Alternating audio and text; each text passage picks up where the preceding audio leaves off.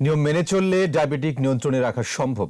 বিশ্ব ডায়াবেটিস দিবস উপলক্ষে শাহবাগে বাংলাদেশ ডায়াবেটিক সমিতির কনফারেন্স রুমে সংবাদ সম্মেলনে বক্তারা বলেন, নার্সরা উদ্যোগী হলে তারা ডায়াবেটিক সেবায় গুরুত্বপূর্ণ পরিবর্তন আনতে পারবে।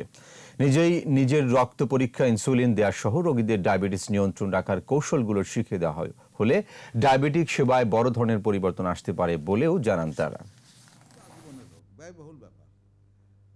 রোগটাকে চশমার মতো বানাই দিতে হবে, মানে চশমার মতো মানে যে খুলতে লাগাইতে সাহায্য লাগে না, এবং ওইটা ওই ডায়াবেটিক লোক সে নিজে ওষুধ অ্যাডজাস্ট করা, খাওয়া দাওয়া করা, এক্সারসাইজ করা, ডিসিপ্লিন রাখা, এটা সে নিজে শিখে নিলে তাহলে পরে ওইটাই বলছে চশমার মতো বানানো।